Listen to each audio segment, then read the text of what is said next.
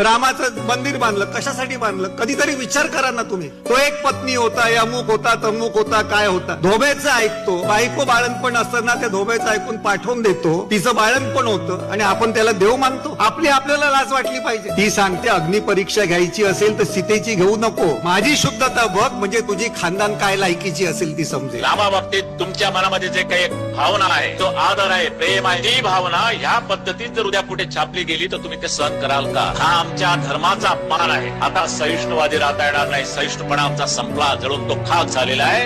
आता जर हिंदू धर्माच्या विरोधात कोण उभे राहील तर त्याला त्याचं जळून आम्ही भस्म केल्याशिवाय राहणार नाही. भट या सामाजिक, धार्मिक, राजकीय रोग आहे, तो जाळून खाकच केला पाहिजे. 99 ला ज्या वेळेला राष्ट्रवादी काँग्रेसचा जन्म झाला, तो जन्म झाल्यानंतर दुसऱ्या जातीबद्दल द्वेष निर्माण करायला लावला. कुठच्या संघटना काढल्यात ना राष्ट्रवादीने, संभाजी बी ग्रेड, सी ग्रेड वगैरे अशा अनेक संघटना त्यांनी काढल्या. या 99 नंतरच कशा काय आल्या? योगायोग नाही, यांनीच काढल्या.